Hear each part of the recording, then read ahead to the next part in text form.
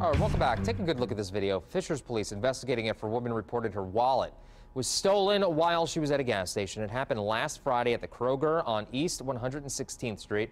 Surveillance video shows a purple car pull up along the passenger side of the victim's vehicle. The suspect then gets out, opens the victim's passenger door, and within seconds is back in his car driving off. If you recognize this man, call Crime Stoppers 317-262-TIPS.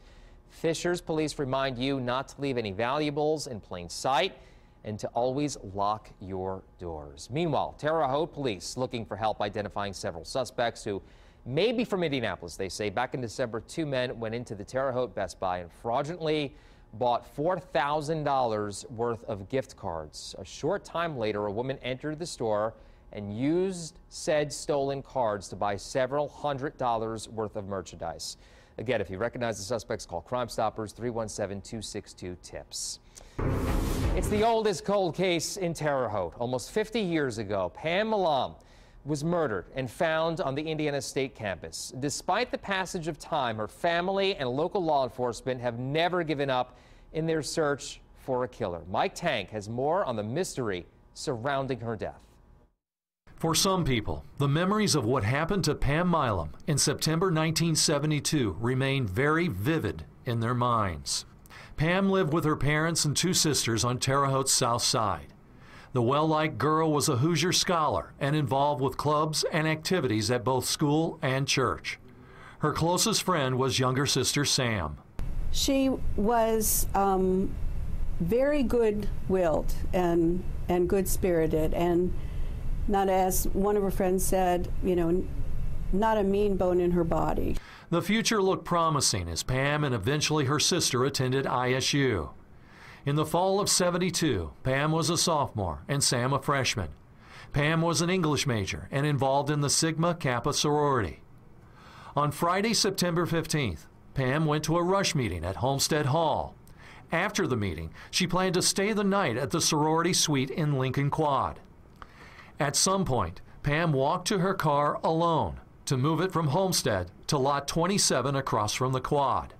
What happened next is a mystery. We learned later that she did not show up at Lincoln Quad, but the people there didn't do anything about it. Nearly 24 hours had passed when Pam's boyfriend Dave Smith came to the quad to pick her up for a date. When Pam could not be located, Smith phoned her sister Sam. During the conversation, someone from the sorority saw Pam's car in the nearby parking lot. It was empty, except for Pam's glasses on the back window shelf. People started getting concerned because her car was parked out in the parking lot, but nobody had seen her since Friday evening.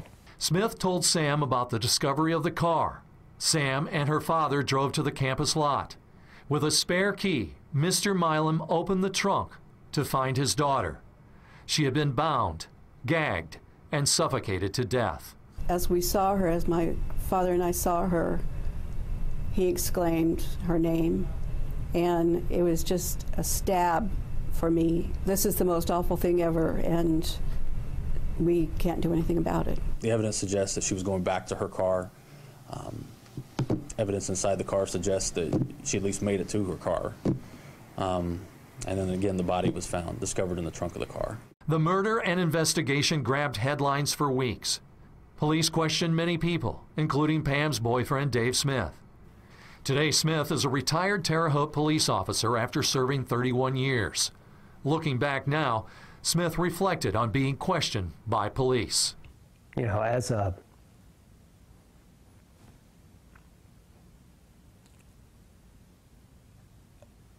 a policeman, I understand it.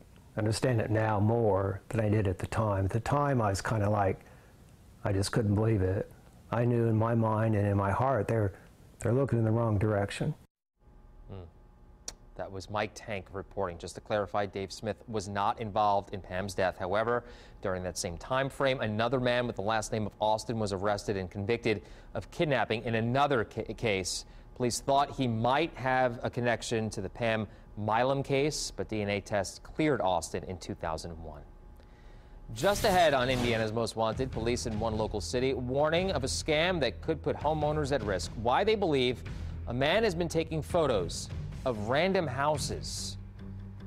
And as we go to break, another of Indiana's most wanted, 44-year-old Melvin Mayfield, wanted on a charge of possession of a firearm by a serious violent felon. If you know where he might be, call Crime Stoppers 317-262-TIPS. We'll be right back.